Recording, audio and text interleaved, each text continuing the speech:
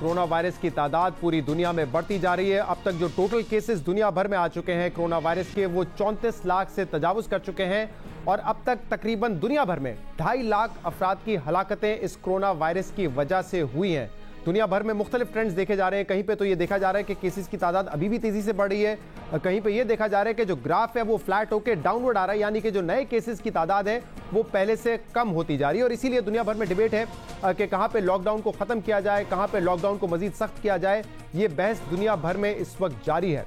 पाकिस्तान के हवाले से भी आज कोई अच्छी खबर नहीं है। अब से कुछ देर पहले वजीर आजम के मुआविन खसूसी डॉक्टर जफर मिर्जा साहब ने जब प्रेस कॉन्फ्रेंस की तो ये बताया कि पिछले 24 घंटे में एक दिन में सबसे ज्यादा केसेस रिकॉर्ड हुए हैं। 1297 केसेस रिकॉर्ड किए गए हैं कोरोना वायरस के पिछले 24 घंटे में।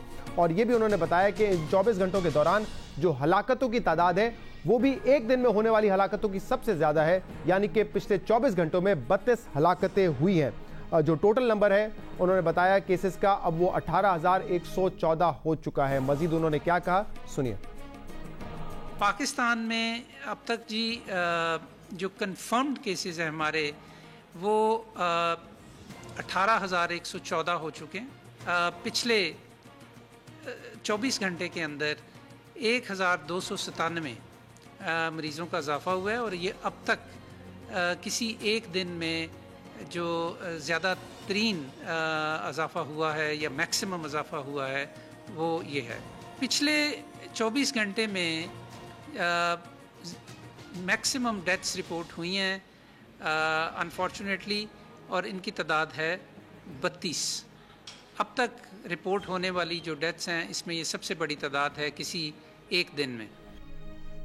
किसी एक दिन में सबसे ज़्यादा हलाकतें जो हैं वो पिछले 24 घंटे में देखी गई हैं। 32 लोग जो हैं वो कोरोना वायरस से हलाक हुए हैं। आज ये भी बताया डॉक्टर जफर मिर्जा ने कि स्मार्ट लॉकडाउन का फ़ायदा नहीं होगा अगर लोग उन SOPs को फॉलो नहीं करेंगे जो हुकूमत ने अपनी वेबसाइट पे भी दिए हैं और हुकूमत बार बार उनका जिक्र कर चुकी है। वो कह रहे हैं कि अगर इन SOPs को फॉलो नहीं किया गया तो इस स्मार्ट लॉकडाउन के मस्बत नताइज हासिल नहीं होंगे।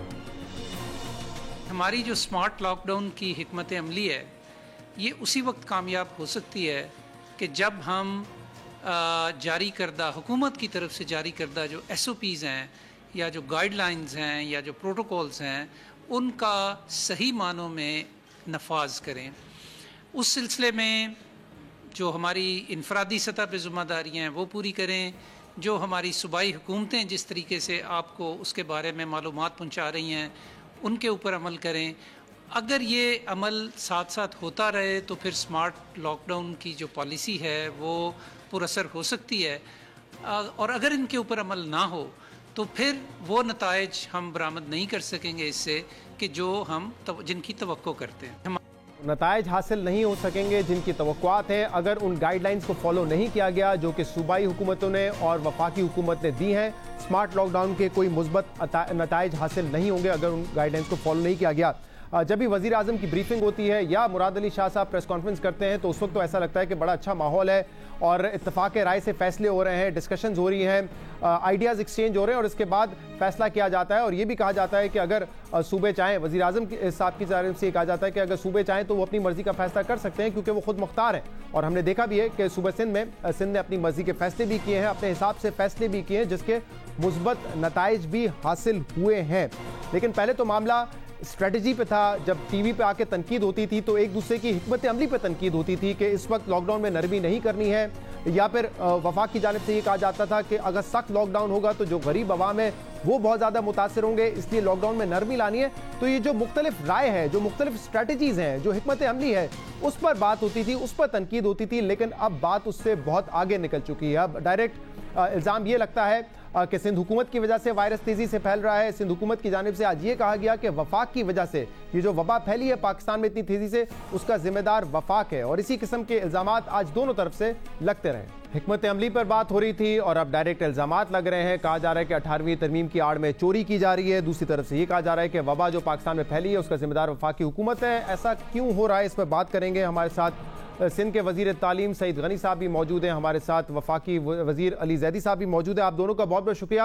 अली जैदी साहब, पिछले कुछ दिनों से तो हम सुन रहे थे तनकीद हिकमत अमली के हवाले से होती थी कि क्या बेहतर स्ट्रैटेजी होगी, लेकिन अब तो ऐसा लग रहा है कि पिछले एक दो रोज से तो हदें ही पार हो गई हैं। अब तो डायरेक्ट इल्जाम लग रहा है कि कौन सी हुकूमत जिम्मेदार है इस वबा के फैलने की, और आज सिंध हुकूमत ने आपकी तरफ इल्जाम लगाया कि वफाकी हुकूमत की नाअहली की वजह से ये वबा फैल रही है। माशाल्लाह शहजाद, पहले तो मैंने आपके जो प्रोड्यूसर से कहा था उनको जरा नेक्स्ट टाइम बता दीजिएगा कि मैं प्रोग्राम कैसे करूंगा। दूसरा ये कि अब आपने ले लिया है तो मुझे जरा ये बताइए कि ये तनकीद ये शुरू इन्होंने ये जो की हुई है तमाशा जो लगाया हुआ है, ये आप समझाएंगे 18वीं तरमीम में क्या है? हाँ, 18th अमेंडमेंट क्या है? भुट्टो साहब ने कॉन्स्टिट्यूशन बनाया था ना 71 का, उससे लेकर अभी तक 22 तरमीमें हो चुकी हैं।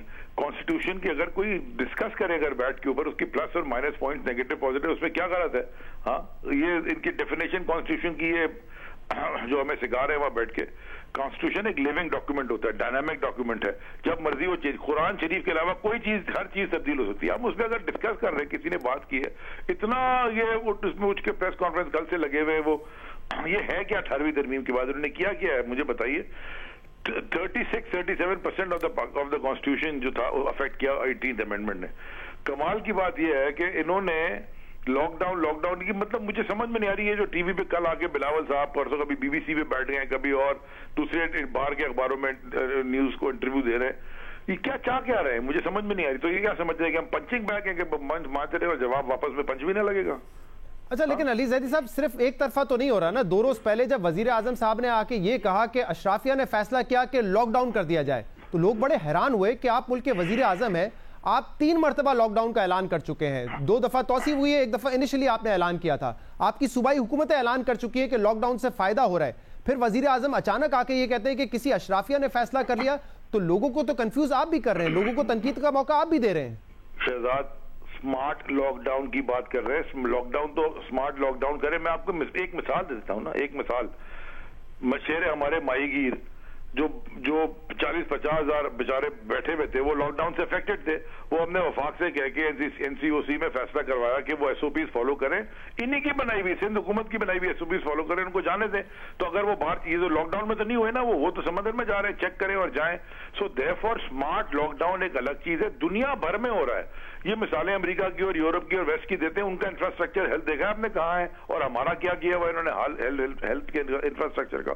मुझे तो स्मार्ट सर, अगर हमारा इंफ्रास्ट्रक्चर अच्छा नहीं है तो फिर तो ज्यादा एहतियात की जरूरत नहीं होनी चाहिए, फिर तो उतने ही सख्त लॉकडाउन की जरूरत होनी चाहिए ना, अगर हेल्थ सिस्टम हमारा अच्छा नहीं है तो। आप मुझे बताएं ना कि आप लोगों को भूख से मार दें, चलें भूख से मार दें, राइट करवा दें पूरे पाकिस्तान में, भूख से मार दें।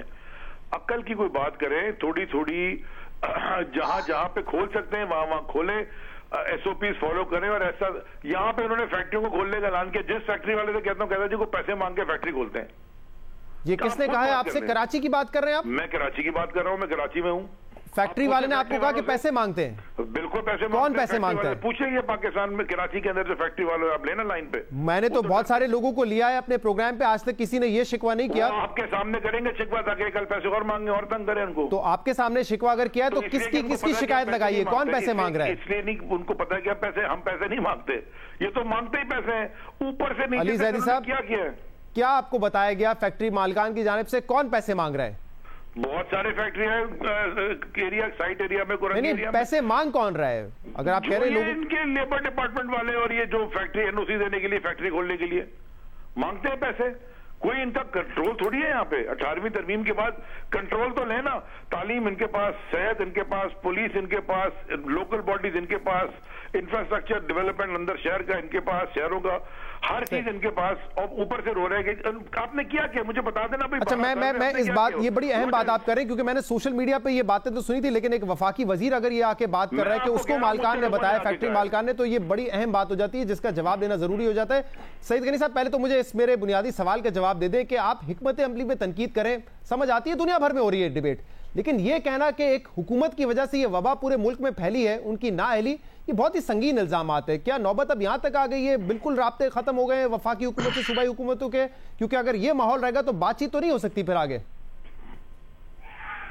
शहजाद, मैंने ये बात पहले भी कई मरतबा कही है कि शुरू में कोई तकरीबन 1 महीने तक हम कोशिश करते रहे कि कोई ऐसी चीज़ पैदा ना हो, और हमारी ख्वाहिश थी कि एक कंसेंसस हो कोरोना के इशू पर, और जो भी पॉलिसी बने उसमें साथ चले। 26 फरवरी को जब पहला केस आया तो पता चला कि वो जो पैसेंजर था वो ईरान से आया था, ज़ियारतें करके उस फ्लाइट पे आया था। 27 को हमने टास्क फोर्स बनाई। उसके 1-2 दिन बाद हमने ये कहना शुरू किया कि जो फ्लाइट्स आपकी आ रही हैं बाहर से, वो कई ममालिक में हो चुका था कि आप फ्लाइट्स को रोकें या कम से कम स्क्रीनिंग जो है वो प्रॉपर जो है वो करना शुरू करें आप। लेकिन ना फ्लाइट्स रोकी गई, ना स्क्रीनिंग का काम। वो जिस तरह स्क्रीन हो रही थी तो सबको पता है, वो आखिर में मजबूरन सिंध हुकूमत को अपने लोग लगाने पड़े कराची एयरपोर्ट के ऊपर, हेल्थ डिपार्टमेंट के, जिन्होंने जाकर प्रॉपर स्क्रीनिंग की, जिन्होंने पैसेंजर्स का डेटा लिया और उसके बाद उनको फॉलो भी किया। तो लाखों लोग हैं जो एग्जैक्टली मेरे पास अमाउंट की फिगर नहीं होती, 4 लाख से ज्यादा अफराद हैं जो पाकिस्तान में बहुत सारे ममालिक से आए हैं।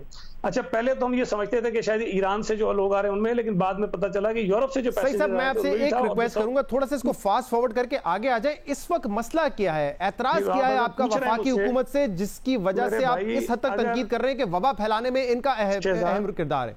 शहजाद, आप मुझसे पूछ रहे हैं ना कि हम क्यों कह रहे हैं कि वफाकी हुकूमत की वजह से, वही तो वजह मैं आपको बता रहा हूँ कि 4 लाख लोग मुख्तलिफ ममालिक से पाकिस्तान में आ गए और उन तमाम मुसाफिरों को ना प्रॉपर स्क्रीन किया गया, ना उनको फॉलो किया गया, ना उनका डेटा लिया गया। और उनमें खदशा ये है कि बहुत सारे लोग ऐसे थे जो इन्फेक्टेड होकर आए थे, जहां से वो आ रहे थे, यूरोप से आ रहे थे, सऊदी अरब से आ रहे थे, ईरान से आ रहे थे, उनके अंदर ये वायरस था। अब ये समझ से बाहर है बात। मैं आपको एक सिर्फ मिसाल दे देता हूँ कि हमारे पास कोई आज से 7-8 दिन पहले जो इंपोर्टेड केसेस थे, जो बाहर से ट्रेवल करके आए थे, वो 47 थे और लोकली ट्रांसमिटेड 750 थे। आप मतलब डिफरेंस देख लें। पंजाब में जो बाहर से आए हुए थे वो 800 से ज्यादा थे और लोकली ट्रांसमिटेड 68 थे। अब ये ऐसी बात थी जो हमारी समझ से बाहर थी। चीफ मिनिस्टर साहब ने कई मीटिंग में बात रेज की, अल्लाह करे कि बात आपकी ठीक हो, लेकिन ये बात समझ में नहीं आती है कि 68 लोग आपके लोकली ट्रांसमिटेड हैं, 800 लोग आपके बाहर से आए हुए हैं। इसका मतलब ये था कि आप प्रॉपरली कॉन्टेक्ट ट्रेसिंग नहीं कर रहे हैं लोगों की जिनके अंदर ये वायरस आ रहा है, जबकि हमारे यहाँ काम उल्टा था कि हम उनको ट्रेस कर रहे थे। मुझे ये बता रहे हैं कि इस वक्त जो आप बात कर रहे हैं, जो तल्ख लहजा हो गया है, वो इसलिए हुआ है क्योंकि मार्च में क्या गलतियां की गई थी। अब मई में आके हम वो डिस्कस करेंगे कि मार्च में क्या गलती की गई थी। शहजाद, आप आज मुझसे आप ये पूछ रहे हो कि हम ये क्यों कहते हैं कि वफाकी हुकूमत की वजह से वायरस वो तो पुरानी बात हो गई ना, लेकिन आज आप ये बात कर रहे हैं। मैं तो 15 अप्रैल को सुन रहा था मुराद अली शाह साहब को, चीफ मिनिस्टर मुराद अली शाह साहब ने 4 मरतबा तारीफ की कि वजीर आजम साहब ने बड़ी बेहतरीन तरीके से हमारी बात सुनी, इत्तेफाक राय से फैसले हुए। ये माहौल था ना। आज आप तनकीद कर रहे हैं, कह रहे हैं वो देखें 15 मार्च को क्या किया था उन्होंने। मैंने आपको अभी शुरू में कहा 1 महीने तक मैंने भी तारीफ की है, हालांकि बहुत सारे इश्यूज थे, लेकिन हम चाहते थे कि चीजें साथ चलें। लेकिन अगर दूसरी तरफ से रवैया मुख्तलिफ होगा और जो हम एक कंसेंसस बनाने की कोशिश कर रहे हैं उसको तार करने की कोशिश की जाएगी, लोगों को मिक्स मैसेजिंग दी जाएगी, कोशिश ये होगी कि किसी तरह से लोग कंफ्यूज रहें, तो जाहिर है कि हमने कहीं ना कहीं तो लोगों को बताना कि हकीकत क्या है। अब ये लोग कंफ्यूज वजीर आजम के बयानी की वजह से हो रहे हैं या आपकी परफॉर्मेंस की वजह से हो रहे हैं? क्योंकि वो कह रहे हैं, अभी आपने सुना, वो कह रहे हैं कि फैक्ट्री मालकान ये कहते हैं कि हमसे पैसे मांगे जाते हैं, फैक्ट्री खोलनी है तो पैसे दो। ये सोशल मीडिया पे तो इस तरह की अफवाहें गर्दिश कर रही थी, कभी मैंने प्रोग्राम में बहस नहीं की, लेकिन आज एक वफाकी वजीर ये बात कर रहा है। मैं कोई इल्जाम नहीं लगाऊंगा, मेरे पास कहने को बहुत बातें हैं, लेकिन जो आपने सवाल पूछा है मैं उस पर सिर्फ जवाब देता हूं आपको। मैंने खुद बजाते खुद एम्प्लॉयज फेडरेशन ऑफ पाकिस्तान के प्रेसिडेंट को कॉल की जब भी हम सारी प्रोसेस कर रहे थे। मैंने उनको कहा कि अगर आपको कोई हमारा ऑफिसर या कोई और आदमी आपके पास आ जाए कि जी हमें पैसे देने काम कर, आप मुझे इसका नाम बताइएगा, हम उसके खिलाफ एक्शन लेंगे। मैंने अपने सेक्रेटरी को कन्वे किया कि आप नीचे स्टाफ को सख्ती से कह दें अगर किसी की कोई शिकायत आई कि जी वो पैसे लेने में मुलविस हैं तो हम उसको छोड़ेंगे नहीं, बड़ी सख्त कार्रवाई करेंगे। मुझे एम्प्लॉयज फेडरेशन ऑफ पाकिस्तान के प्रेसिडेंट ने यह कहा कि हमारे पास कोई शिकायत नहीं है, लेकिन हमने रिटर्न में सबको अपनी जो एसोसिएशन को भेजा है कि अगर कोई ऐसी शिकायत हो तो हमें कन्वे करें। अली जैदी साहब कह रहे हैं कि शिकायतें आती नहीं है ना, खुल के लोग सामने नहीं आते, वरना उनको और अजियत का निशाना बनाया जाएगा। फिर मेरी बात सुने ना, मेरी बात सुने। अच्छा, हमने उनको उन्होंने कहा हम दोबारा भेज देते हैं। अच्छा, बड़ी दिलचस्प बात यह है, आप एक काम करें, पंजाब में भी लोगों को इंडस्ट्रीज खोलने की इजाजत दी गई है और सूबों में भी होगी, सूबा सिंध में भी होगी। सबसे सख्त जो एसओपीज हैं वो सूबा सिंध के हैं। भाई पैसे किस चीज के लिए लेंगे? हम आसानी पैदा करने के लिए लेंगे ना। ये वाहिद सूबा है जो मालिकों को कह रहा है कि आप अंडरटेकिंग तो लिखकर हमें कि आप एसओपीज को फॉलो करोगे और इसकी अगर वायलेशन होगी तो मालिक खुद जिम्मेदार होगा। भाई वो मिन्नतें कर रहे थे हमें कि हमसे ना करवाओ साइन। सही। अब मुझे अली जैदी साहब बताएं, अली जैदी साहब it's your word against his word. आप कह रहे हैं कि ये बातें हो रही हैं, वो कह रहे हैं कि ऐसा कुछ नहीं है, हमारे पास कोई शिकायत नहीं है। अब इस मसले का हल कैसे निकाले, कैसे ये पता चलेगा अगर फैक्ट्री मालिकान खुद आके नहीं बताएंगे तो? आपको बता दें किसने कहा है, मैं आपको हल्फन कहता हूं कि अगर साबित हो जाए किसी हमारे बंदे ने पैसे लिए हैं, आपके टीवी पे आकर हम माफी भी मांगे, उसको सजा भी देंगे जिसने लिए होंगे। आप शहजाद जाके ना इंडिपेंडेंटली खुद जाके पूछिएगा फैक्ट्री के मालिकान से, एसोसिएशन में जाइए आप, कराची जब भी तशरीफ लाइएगा या फोन कर लीजिए, उनसे खुद पूछ लीजिएगा, साइट एसोसिएशन, कार्टी एसोसिएशन, पूछ लीजिएगा आप जाके, खुद जाके पूछ लीजिएगा। आप उसको बुला लीजिएगा, वो जो केपीटी के चेयरमैन थे उनको बुला लीजिएगा, जरा पूछ लीजिएगा उनसे भी। हाँ बता दें केपीटी के चेयरमैन, क्या केपीटी के चेयरमैन ने किया है, बताइए क्या किया। नहीं उनसे पूछ लीजिएगा। अच्छा मैं गुजारिश करूंगा अली जैदी साहब और सईद गनी साहब, सर इसलिए आपसे कहा था शहजाद, मुझे ऐसे लोगों को बताते हैं आप जिनका नाम ड्रग के स्मगलिंग और ड्रग की पेडलिंग में आया होता है पुलिस की। अच्छा अली जैदी साहब एक सेकंड, अली जैदी साहब एक सेकंड, बाहर क्यों है सुने, अच्छा नहीं लगता इस माहौल में जब डॉक्टर जफर मिर्जा ये बता रहे हो कि आज अली जैदी साहब, अच्छा सईद गनी साहब एक सेकंड, सईद गनी साहब और अली जैदी साहब मैं रिक्वेस्ट करूंगा आप दोनों से, अच्छा अली जैदी साहब, अली जैदी साहब तामुल से काम लीजिए प्लीज, और सईद गनी साहब आपसे भी रिक्वेस्ट करता हूं सर बारी बारी बात कर लें। आज 32 हलाकतें हुई है कोरोना वायरस से, डॉक्टर जफर मिर्जा ये बता रहे हैं, लोग क्या सोचेंगे आपके बारे में कि आप किस किस्म की लड़ाइयां लड़ रहे हैं यहाँ पर, ये क्या करते हैं दुनिया में मैं बताऊं। अच्छा नहीं ये बताने की जरूरत नहीं है सईद गनी साहब, इस वक्त सर ये प्लेटफॉर्म नहीं है दुनिया से, सईद गनी साहब ये प्लेटफॉर्म नहीं है बताने के लिए, मैं आपसे गुजारिश करूंगा आप मेरी प्लीज आप सुन लीजिए, मेरा सवाल सुन लीजिए। आप चेयरमैन को पूछा ना कि उसके साथ किया है। सईद गनी साहब मैं नहीं पूछूंगा सर, ये प्लेटफॉर्म नहीं है, मैं कोरोना वायरस पे बात करने के लिए यहाँ पे मौजूद हूँ सर, मैं नहीं लूंगा ना उनके कहने पे मैं आपसे ये सवाल करूंगा, ना आपके कहने पे केपीटी चेयरमैन को लूंगा, ये मेरा मौजू नहीं है। खुदा के वास्ते लोग इस वक्त सुनना चाहते हैं कि ये मसला क्या है, इस मसले को हल कीजिए।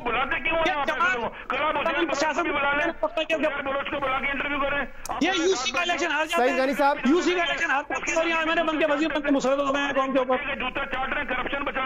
मैंने एक नाम लिया ना, ये इतना बोलते रहे इसको बुलाओ उसको बुलाओ, मैंने तो सिर्फ बात की। अच्छा मैं आप दोनों से कितनी आग क्यों लगी है, कितनी आग क्यों लगी है। अच्छा सही है, मेरे ख्याल से इस डिस्कशन का कोई फायदा नहीं। आप दोनों का बहुत बहुत शुक्रिया, आप प्रोग्राम में तशरीफ लेकर आए। अली जैदी साहब आपका शुक्रिया, सईद गनी साहब आपका भी शुक्रिया। मैं चाह रहा था कि हम बात करें कोरोना वायरस के हवाले से, इस वक्त अगर कोई इख्तलाफ है तो उसकी वजह क्या है, इसको सॉल्व करना जरूरी है, क्योंकि जब आप लोग बैठते हैं national command and operation centre में तो ऐसा लगता है कि बड़ा अच्छा वहां पे एक इत्तेहाद है, यूनिटी से फैसले हो रहे हैं, इख्तिलाफ राय के बावजूद जो है एक कोऑर्डिनेशन कम्युनिकेशन नजर आ रही थी, लेकिन जो माहौल इस वक्त है उसके बाद पता नहीं ये कोऑर्डिनेशन और कम्युनिकेशन किस हद तक जारी रहती है। मैं चाह रहा था इस पर कोई मुस्बत बात हो जाए, लेकिन हमेशा की तरह शायद ऐसा ही होता है कि एक दूसरे पर इल्जाम लगाने आ जाते हैं और जो कोरोना वायरस जैसा संजीदा इशू है उस पर बात नहीं हो सकती। मसला ये है कि पाकिस्तान में जो इस वक्त बहस हो रही है वो बहस पूरे दुनिया में हो रही है, तरक्की याफ्ता ममालिक में भी ये बहस हो रही है कि कोरोना वायरस की वजह से जो लॉकडाउन हुआ है वो लॉकडाउन कितना अरसा जारी रह सकता है, और इसमें आपके सामने मिसालें मौजूद हैं। अमेरिका में भी शदीद एहतजाज हो रहा है, लोग असला लेके सड़कों पर निकल के एहतजाज कर रहे हैं, और वहां पे भी मसला यही है, जैसे यहाँ पे पार्टीज में डिवाइड है, वहां पे रिपब्लिकन यानी कि जो डोनाल्ड ट्रंप की पार्टी है वो ये समझती है कि इस वक्त लॉकडाउन में नरमी होनी चाहिए ताकि लोग अपनी जिंदगी जी सके, कारोबार चल सके। लेकिन वो रियासतें जहां पे डेमोक्रेट्स इलेक्शन जीती थी, जहां पे डेमोक्रेट्स के गवर्नर्स हैं, वो ये समझते हैं कि इस वक्त अगर लॉकडाउन में नरमी की गई तो इसके बड़े मनफी असरात होंगे, और इसीलिए हमने देखा है कि उन रियासतों में जहां पे डेमोक्रेट्स के गवर्नर्स हैं, जहां पे डेमोक्रेट्स की हुकूमतें हैं, वहां पे लोगों ने एहतजाज किया है, असला लेकर बाहर निकले हैं और ये मुतालबा कर रहे हैं कि हमारे कारोबार को खोला जाए। अमेरिका की मुख्तलिफ रियासतों में अवाम सड़कों पर आ गए हैं। रियासत मिशिगन और कैलिफोर्निया के अलावा रियासत नॉर्थ कैरोलिना, ओहायो, वाशिंगटन और न्यूयॉर्क में स्टे एट होम ऑर्डर्स की खुल्लम खुल्ला खिलाफ वर्जी की जा रही है। जो लोग 1.5 माह से लॉकडाउन के बायस घरों में बैठे हैं उन लोगों का सबर जवाब दे रहा है। अहम बात यह है कि इन मुजाहरों के बाद 1.5 दर्जन से ज्यादा रियासतों लॉकडाउन में नरमी का ऐलान करते हुए मुख्तलिफ शोबों को खोलने की इजाजत दे दी है, और इसमें बड़ी तादाद उन रियासतों की है जहां रिपब्लिकन गवर्नर्स हैं। रियासत टेक्सास में 1 मई से तमाम retail stores, restaurants, movie theatres और मॉल्स खोलने की इजाजत दे दी गई है। फ्लोरिडा में 4 मई से रेस्टोरेंट्स और स्टोर्स को 25% कैपेसिटी पर काम करने की इजाजत होगी। रियासत ओक्लाहोमा में 1 मई से रेस्टोरेंट्स, मूवी थिएटर्स, जिम्स, इबादत गाहों और खेलों के मकामात को मखसूस SOPs के तहत खोलने की इजाजत मिल गई है। मगर रियासत मिशिगन की डेमोक्रेटिक गवर्नर ने मुजाहरों के बावजूद लॉकडाउन में 29 मई तक तौसीक का ऐलान किया है, जिसके बाद आइंदा कुछ दिनों में मुजाहरों में शिद्दत आने का खदशा जाहिर किया जा रहा है। अमरीकी सदर डोनाल्ड ट्रंप ने कल इन मुजाहिरों के हक में ट्वीट करते हुए गवर्नर मिशिगन को मशवरा दिया कि वो मुजाहिरीन से मुज़ाकरात करें, क्योंकि ये मुजाहिरीन अच्छे लोग हैं और ये लोग सिर्फ इसलिए गुस्से में हैं क्योंकि ये अपनी जिंदगियां दोबारा बहाल करना चाहते हैं। मगर गवर्नर मिशिगन का मौक़िफ़ ये है कि रिपब्लिकन्स लॉकडाउन में नरमी का मुतालबा करके मजीद जिंदगियों और रोजगार को खतरे में डालना चाहते हैं, मगर वो ऐसा होने नहीं देंगी। ट्रंप के नाक़दीन कहते हैं कि अमरीकी सदर डोनाल्ड ट्रंप खुद लॉकडाउन में नरमी चाहते हैं, इसलिए वो जानबूझकर इन रियासतों में मुजाहिरों को बढ़ावा दे रहे हैं जहां पे डेमोक्रेटिक जमात से ताल्लुक रखने वाले गवर्नर्स लॉकडाउन के हक में हैं और वो लॉकडाउन में नरमी के इस वक्त खिलाफ हैं।